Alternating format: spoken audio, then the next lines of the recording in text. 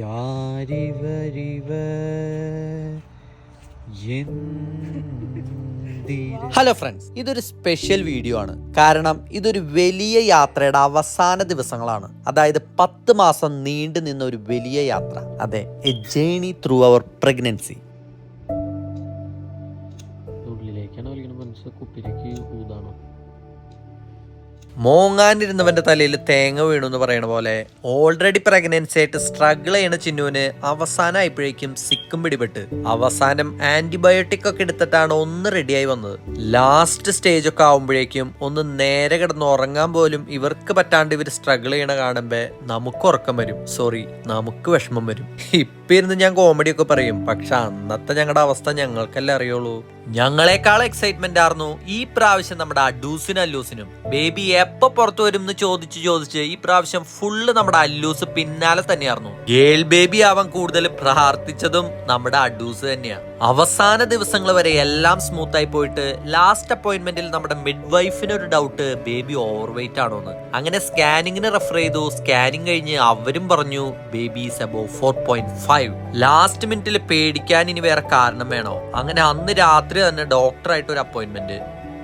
Doctor പറഞ്ഞു നാളെ തന്നെ ഒരു ഗ്ലൂക്കോസ് ടെസ്റ്റ്. അങ്ങനെ രാത്രി മൊത്തം പട്ടിണി കിടന്ന് ടെസ്റ്റിന് വന്നുകൊണ്ട് ആകെ അവശതയായി. അതുകൊണ്ട് അവിടുന്ന് നേരെ ഞങ്ങൾ ഫുഡ് കഴിക്കാൻ വിട്ടു.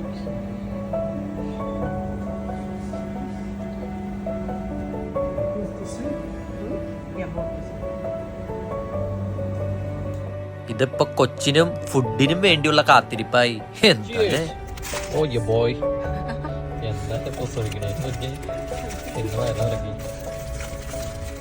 ഫുഡ് അടി കഴിഞ്ഞ് വീട്ടിലെത്തിയിട്ട് പിന്നെ ഫുൾ പെട്ടി റീപാക്കിംഗ് ആയിരുന്നു. കാരണം കൊച്ചു ബിഗാന്നല്ലേ പറഞ്ഞേക്കണേ.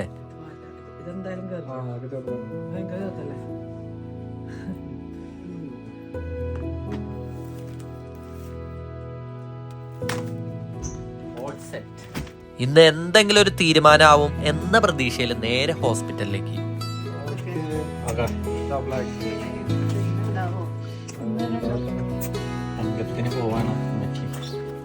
ഞാൻ ഡെയിലി ജോലിക്ക് ഇങ്ങോട്ടേക്ക് തന്നെ വന്നോണ്ട് ഈ യാത്ര എനിക്കൊരു പുതുമയൊന്നുമില്ല. പക്ഷെ ഈ എക്സ്പീരിയൻസ്, കാത്തിരിപ്പ് എന്നൊക്കെ പറഞ്ഞ അതൊരു ഇരിപ്പ് തന്നെയാണ് ട്ടാ. നോർമലി ഇതുപോലെ ഞങ്ങൾക്ക് രണ്ടാൾക്കും ഫ്രീ ആയിട്ടിരുന്ന് സംസാരിക്കാൻ ടൈം കിട്ടാറില്ല. കാരണം പിള്ളേര് സമ്മതിക്കണ്ടേ. ഇതിപ്പോ ഇങ്ങനെ ഒരു ചാൻസ് കിട്ടിയോണ്ട് ഞങ്ങൾ പഴയ ഓർമ്മകളൊക്കെ ഒന്ന് അയവർക്കാം. ഞാൻ തന്നെ ടെസ്റ്റ് ചെയ്യണ എക്യുപ്മെന്റ്സ് ഒക്കെ വെച്ച് ഭാര്യ ഇങ്ങനെ കിടക്കണ കാണാൻ തന്നെ എന്താ ചെയ്യല്. ഈശോയെ എല്ലാം കറക്റ്റ് ആയിട്ട് വർക്ക് ചെയ്യണേ.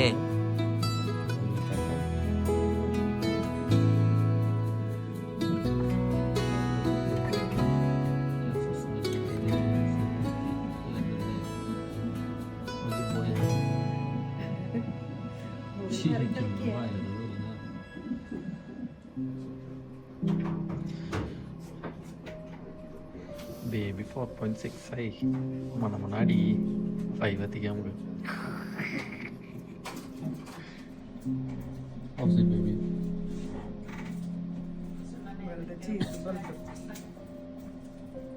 ക്രീം ചീസാണ്.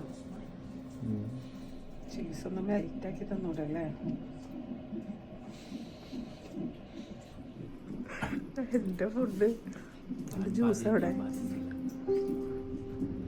കുറച്ചെനിക്കാനോട്ടോ. ആരൊന്നും വിചാരിക്കരുത് ബേബി ഓവർ വെയിറ്റ് ആന്ന് പറഞ്ഞുകൊണ്ട് മാത്രമാണ് ഭാര്യയുടെ ഫുഡിൽ നിന്ന് ഞാൻ ലേശം കഴിക്കണത്.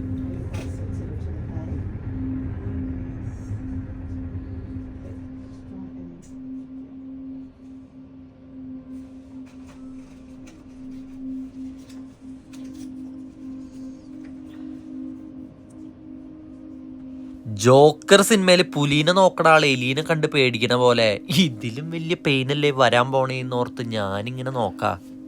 എന്തൊക്കെ പറഞ്ഞാലും കുത്തണത് അവിടെയാണെങ്കിലും കൊള്ളണത് ഇവിടെയാണ് ട്ടാ. പാർട്ട്ണർ പെയിൻ അനുഭവിക്കണേക്കാളും കംഫർട്ടബിള് ആ പെയിൻ നമ്മൾ തന്നെ അനുഭവിക്കണതാ. കുത്തലോട് കുത്തലാണോ? എതിരെ വീണ്ടും കുത്തി പറഞ്ഞ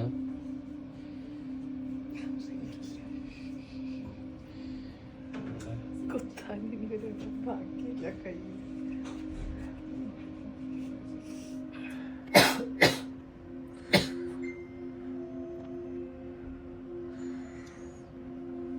ചായ കുടിച്ചിരിക്കുക.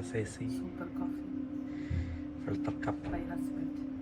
ഈ പ്രഗ്നൻസിയിൽ ചിന്നു ഏറ്റവും കൂടുതൽ എൻജോയ് ചെയ്തത് എൻ്റെ കോഫി ആയിരിക്കും. എന്തായാലും അടിപൊളി കോഫി ഉണ്ടാക്കാൻ പഠിച്ചു. അങ്ങനെ തിരിച്ച് വീട്ടിൽ പോവാം വീണ്ടും. കഴിഞ്ഞ വർഷം എത്ര പ്രാവശ്യം വന്നു? 2 പ്രാവശ്യം. അത് എപ്പോഴും 2-3 പ്രാവശ്യം വരണം എന്നുണ്ടാവും. എന്താ പോവാം. ട്യൂസ്ഡേ വരാനാ പറഞ്ഞത്.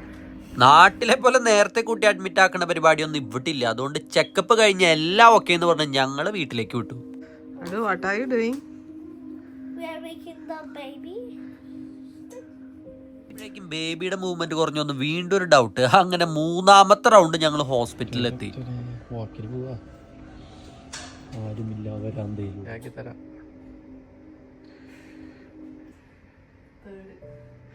Third visit. എന്നടാ ഇന്ന് വരുമോ? സമയം മണി 2:20.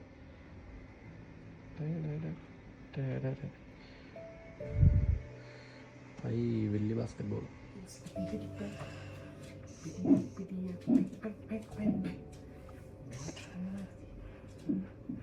എനിക്ക് നേരമ്പൊക്കെ വേണ്ടിയതല്ലേ.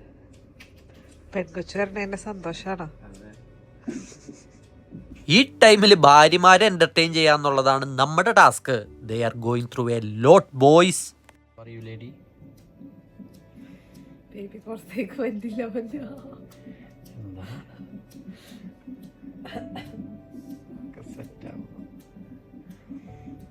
Good boy. നാട്ടിലാണെങ്കിൽ ഇപ്പൊ ഇൻഡ്യൂസ് ചെയ്ത് പുറത്തിറങ്ങുന്ന ടൈം കഴിഞ്ഞു. എത്രാമത്തെ പ്രാവശ്യമല്ലേ നമ്മളല്ല? തേർഡ് വിസിറ്റാ.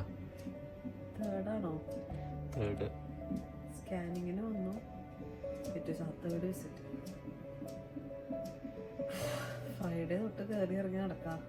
വയ്യണ്ടായിരിക്കണം. ഇത് ഇന്നലെ വിസിറ്റ് ചെയ്തപ്പോ തന്നെ സെയിം സാധനല്ലേ? ഇതൊരു ഫ്രിഡ്ജിൽ വെച്ചിട്ട് തന്നെയാണോ? ബ്രെഡും ജ്യൂസും. മെനു ഒന്ന് മാറ്റി പിടിച്ചൂടെ അവർക്ക്?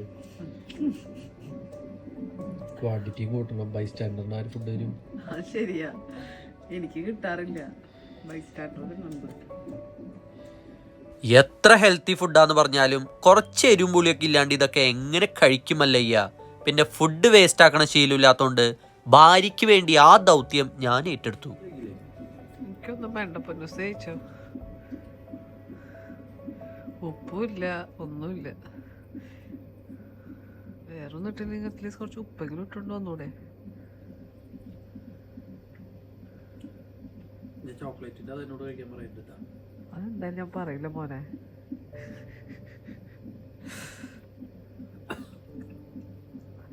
Finally it's happening. ഞങ്ങളോട് അഡ്മിറ്റ് ആവാൻ പറഞ്ഞു. അങ്ങനെ നേരെ വീട്ടിൽ ചെന്ന് എല്ലാവരുമായിട്ട് ഒരു പ്രെയറൊക്കെ എത്തിച്ച് റെഡിയായി. അവിടുത്തെ അനുഗ്രഹം നമ്മുടെ മകളുടെ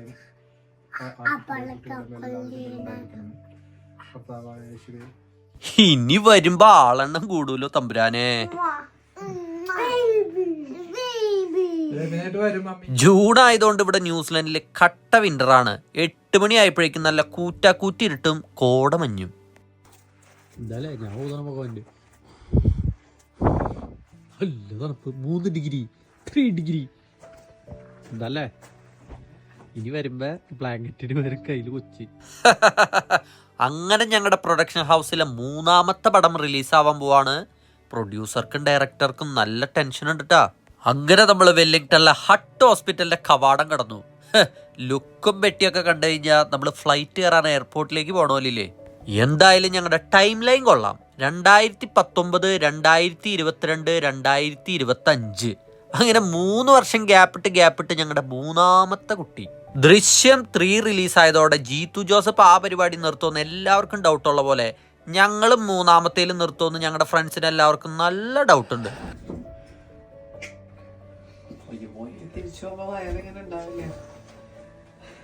എന്തായാലും നമ്മൾ വന്നത് പ്രമാണിച്ച് ഇവർ ഡെക്കറേറ്റ് ഒക്കെ ചെയ്ത് നല്ല അടിപൊളിയായിട്ട് വെച്ചിട്ടുണ്ട് ഡിപ്പാർട്ട്മെന്റ്. ഇതിന്റെ ബാക്കി കഥ അടുത്ത വീഡിയോയിലാണ് ട്ടാ. അപ്പൊ ബൈ.